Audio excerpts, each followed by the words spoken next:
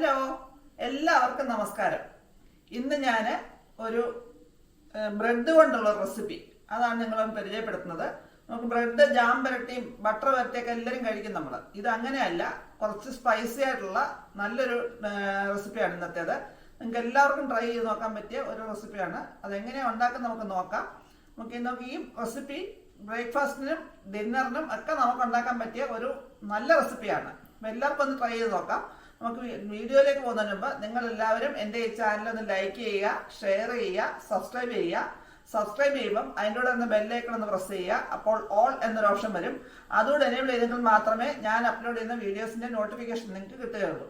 അപ്പം നമുക്ക് ഇനി വീഡിയോയിലേക്ക് പോകാം. നിങ്ങളുടെയൊക്കെ സപ്പോർട്ട്, ഇതുവരെ ഉണ്ടായിരുന്ന സപ്പോർട്ട് ഇനിയും എനിക്ക് ഉണ്ടാവണം. നിങ്ങളുടെയൊക്കെ സപ്പോർട്ട് ഉണ്ടെങ്കിൽ മാത്രമേ എനിക്കിനി മുമ്പോട്ട് പോകാനൊക്കെ ഉള്ളൂ. അപ്പോൾ എല്ലാവരുടെയും സപ്പോർട്ട് പ്രതീക്ഷിച്ചിട്ടുണ്ട്. നമുക്കിനിയും ഇതെങ്ങനെയാണ് ഉണ്ടാക്കുന്ന നോക്കാം. കുറച്ച് സ്പൈസി ആയിട്ടുള്ള ഡിഷാണ്. നമുക്ക് അതെങ്ങനെ ഉണ്ടാക്കുന്നത് കണ്ടിട്ട് വരാം. ഞാൻ തന്നെ ഇവിടെ അതിനെ കുറച്ച് ബ്രെഡ് എടുത്ത് വെച്ചിട്ടുണ്ട് ആ റെസിപ്പി ഉണ്ടാക്കാൻ വേണ്ടിയിട്ട്. ഇത് സംഭവം എന്താ പറയുക, ബ്രെഡ് എഗ്ഗ് മസാല, അതാണ് ഈ സംഭവം ഇന്നത്തെ. നമുക്കിനി ബ്രെഡിനെ ചെറുതായിട്ടൊന്ന് മുറിച്ചെടുക്കണം. നമുക്ക് എന്തുമാത്രം വേണം, അത് ഇത്ര പീസ് എന്ന് പറയാനൊക്കത്തില്ല. നമുക്ക് വേണമെന്ന ആളിൻ്റെ എണ്ണവും ഒക്കെ നോക്കി വേണം മുറിച്ചെടുക്കാൻ. ഇങ്ങനെ ചെറിയ പീസായിട്ട് ഈ ബ്രെഡിനെ ഒക്കെ ഒന്ന് മുറിച്ചെടുക്കാം. കാണിച്ചു തരാം എങ്ങനെയാന്ന്.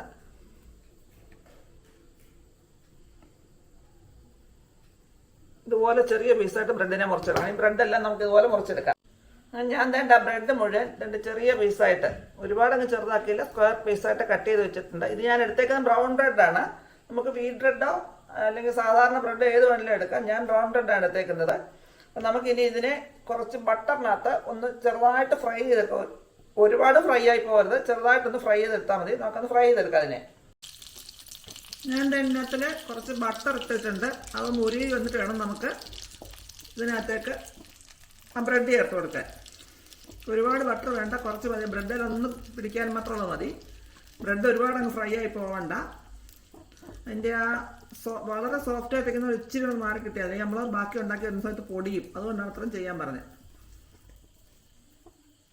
ഇപ്പം നമ്മുടെ ബട്ടറെല്ലാം ഉരുകിയിട്ടുണ്ട്. ഇനി നമുക്ക് ബ്രെഡ് അതിനകത്തേക്ക് ഇട്ട് കൊടുക്കാം.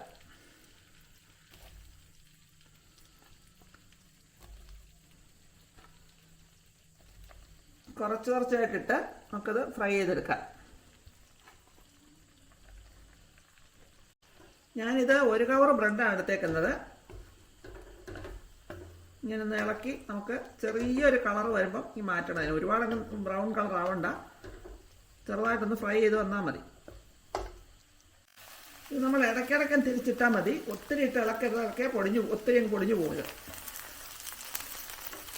ഇങ്ങനെ ചെറുതായിട്ടൊന്ന് ഇളക്കി കൊടുത്താൽ മതി.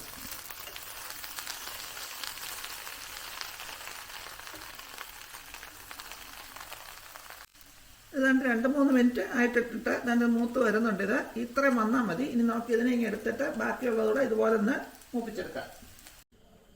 ഇന്ന് നമ്മളിത് ഉണ്ടാക്കാൻ വേണ്ടിയിട്ട് ഒരു പാൻ അടുപ്പിൽ വെച്ചിട്ട്, നമ്മൾ ആ ബ്രെഡ് ഫ്രൈ ചെയ്ത പാൻ തന്നെയാണ് അടുപ്പിൽ വെച്ചിട്ടുണ്ട്. അത് നമുക്ക് 4-5 സ്പൂൺ വെളിച്ചെണ്ണ ഒഴിച്ചിട്ടുണ്ട്. ഇനി നമുക്ക് അതിനകത്തേക്ക് ഒരു മീഡിയം സൈസ് 4 സവാള ചെറുതായിട്ട് അരിഞ്ഞത് ഇങ്ങോട്ടിട്ട് കൊടുക്കാം.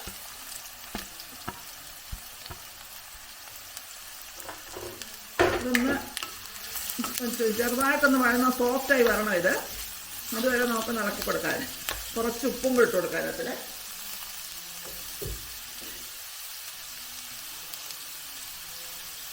ഉപ്പൊന്നും കൂടുതലിട്ടത്.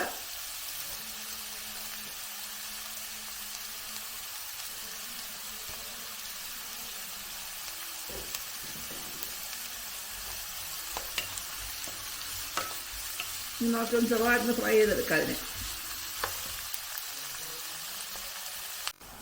അതുകൊണ്ട് നമ്മുടെ ആ സവാള എല്ലാം ഒന്ന് സോഫ്റ്റായി വന്നിട്ടുണ്ട്. ഇനി നമുക്ക് അതിനകത്തേക്ക് ജിഞ്ചർ ഗാർലിക് പേസ്റ്റ്, ഇഞ്ചി വെളുത്തുള്ളി പേസ്റ്റ് ഒരു 2 ടേബിൾ സ്പൂണ് അതിനകത്തേക്ക് ആഡ് ചെയ്ത് കൊടുക്കുകയാണ്. അതിൻ്റെ പച്ച മണമൊക്കെ മാറി ആ മൂത്ത മണം വരണം. അതുവരെ നമുക്ക് ഇളക്കി കൊടുക്കാം. ഇതൊക്കെ ചെയ്യുമ്പോൾ എപ്പോഴും മീഡിയം ടു ലോ ഫ്ലെയിമിലിട്ട് ചെയ്യാവുള്ളൂ. ഹൈ ഫ്ലെയിമിലിട്ട് ചെയ്താൽ പെട്ടെന്ന് കരിഞ്ഞു പോകും. നമ്മുടെ ഇഞ്ചി വെളുത്തുള്ളിയൊക്കെ മൂത്ത നല്ല മണം വരുന്നുണ്ട്. ഇനി നമുക്കിതിനകത്തേക്ക് 2 മീഡിയം സൈസ് തക്കാളി അരിഞ്ഞ് അങ്ങോട്ട് ചേർക്കാം. ചെറുതായിട്ട് അരിഞ്ഞതാണ്. നമുക്കിതിനെ ഒന്ന് ഇളക്കി അടച്ചു വെച്ച് കൊടുക്കാം. 2-3 മിനിറ്റ് നിറച്ച് വെച്ച് കഴിയുമ്പോഴത്തേക്ക് തക്കാളി എല്ലാം വേവും.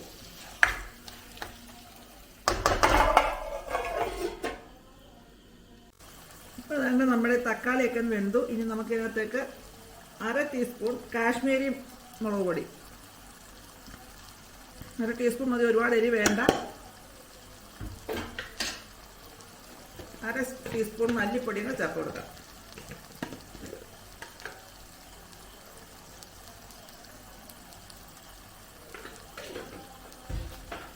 നമുക്കിതിൻ്റെ പച്ചമണം ഒന്ന് മാറി വരണം. മാറി വന്നിട്ട് ഈ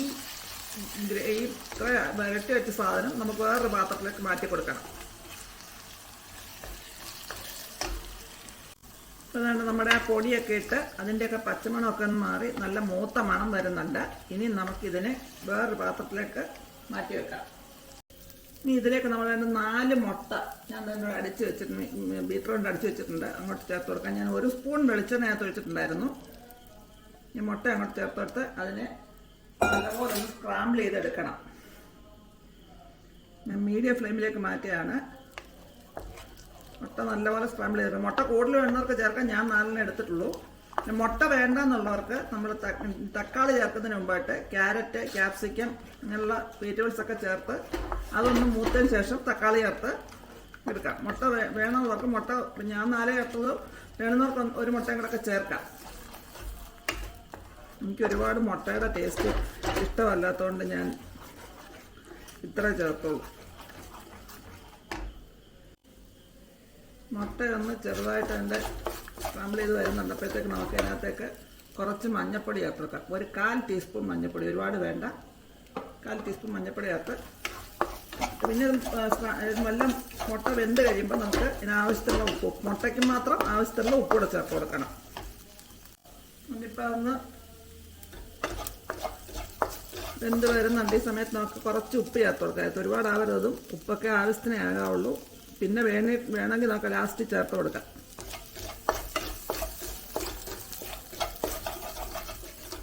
ഇനി നമുക്ക് ഇതിനകത്തേക്ക് നമ്മൾ ആ വഴറ്റി വെച്ചിരുന്ന സവാളയും എല്ലാം കൂടെ അങ്ങോട്ട് ചേർത്ത് കൊടുക്കാം.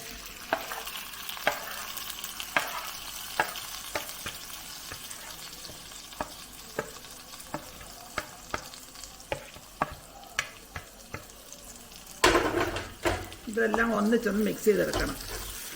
ആ മുട്ടയും സവാളയും തക്കാളിയും ഇഞ്ചി വെളുത്തുള്ളി പേസ്റ്റ് എല്ലാം കൂടെ വഴറ്റി വെച്ചിരുന്ന എല്ലാം കൂടെ ചേർത്ത് നമുക്ക് ഒന്നിച്ചൊന്ന് മിക്സ് ചെയ്തെടുക്കാം. ഇതെല്ലാം ഒന്ന് മിക്സ് ചെയ്ത് വന്നിട്ടുണ്ട്. നമുക്ക് ഇതിനകത്തൊരു 1/4 ടീസ്പൂൺ, കുറച്ച് മതി, ഒരു ടേസ്റ്റിന് മാത്രം മസാല, ഒരുപാട് ആവരുത്.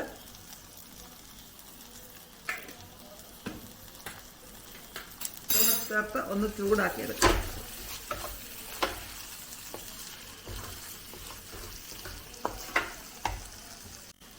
ഇതെല്ലാം കൂടെ ചേർത്ത് ഒന്ന് ചൂടായത് ആ മസാലയുടെയും എല്ലാം കൂടെ ചേർത്ത് നല്ല ഒരു മണം വരുന്നുണ്ട്. ഈ സമയത്ത് നമുക്ക് അതിനകത്തേക്ക് ആ ഫ്രൈ ചെയ്ത് വെച്ചിരുന്ന ബ്രെഡ് അങ്ങോട്ട് ചേർത്ത് കൊടുക്കാം. മല്ലിയില ഉണ്ടെങ്കിൽ ചേർക്കും, നല്ലതാണ്. എൻ്റെ മല്ലിയില ഇല്ല. മല്ലിയില കൂടെ ചേർക്കാമെങ്കിൽ നല്ല ടേസ്റ്റാണ് ഇതിന്. ഇനി നമുക്കിത് എല്ലാം കൂടെ ചേർത്ത് നല്ലപോലെ ഒന്ന് മിക്സ് ചെയ്തെടുക്കാം. വളരെ എളുപ്പം ഉണ്ടാക്കാനൊക്കെ ഒരു സാധനമാണ്. മൊത്തത്തിൽ മിക്സ് ചെയ്ത് റെഡിയാക്കി എടുക്കാം നമുക്കിത്. ഇത് മിക്സ് ചെയ്യുമ്പം പെതുക്കെ ഇളക്കി കൊടുക്കണം. അടിവശം ചേർത്ത് പെതുക്കെ ഇളക്കി കൊടുക്കണം. ബ്രെഡൊന്നും പൊടിഞ്ഞു പോകാതെ സൂക്ഷിച്ചിളക്കണം. ഒരുപാട് ഇട്ടിളക്കി കഴിഞ്ഞാലും ബ്രെഡെല്ലാം പൊടിഞ്ഞു പോകും. ഫ്രൈ ചെയ്താണെങ്കിലും കുറേയൊക്കെ ബ്രെഡ് പൊടിയും. ഇപ്പോൾ കണ്ടോ, ഒരു ബ്രെഡും പൊടിയാതെ നല്ല പരുവത്തിരിക്കുന്നുണ്ട്. ഇപ്പം നമ്മുടെ എഗ് ബ്രെഡ് മസാല റെഡി ആയിട്ടുണ്ട്. ഇനി നമുക്കിതിനെ ഒരു സെർവിങ് ബൗളിലേക്ക് മാറ്റി തീ അങ്ങ് അണയ്ക്കാം. അണച്ച് വെച്ച് നമുക്കൊരു സെർവിങ് ബൗളിലേക്ക് മാറ്റാം. ഇപ്പം ഈ സമയത്ത് ഇച്ചിരി മല്ലിയില ഇടാമെങ്കിൽ നല്ല ടേസ്റ്റാണ്. മല്ലിയില വരുമ്പോഴത്തേക്ക് അപ്പോൾ അതുള്ള മല്ലിയില കയ്യിലുള്ളവർ അതുകൂടെ ചേർത്ത് ഉണ്ടാക്കുക. നമുക്കിനി സെർവിങ് ബൗളിലേക്ക് ഒന്ന് മാറ്റിയെടുക്കാം. ഇപ്പം നമ്മുടെ എഗ് ബ്രെഡ് മസാല റെഡി ആയിട്ടുണ്ട്. ഇത് ഒരു നേരത്തെ ഫുഡായിട്ട് നമ്മൾ കൊടുക്കുന്നതാണ്. നമുക്ക് നമ്മുടെ ടെസ്റ്റർ ഇവിടെ നിൽപ്പുണ്ട്, അവന് തന്നെ കൊടുത്ത് നോക്കാം എങ്ങനെ ഇരിക്കുമെന്ന്. അവൻ പറയട്ടെ അഭിപ്രായം എന്താന്നുള്ളത്.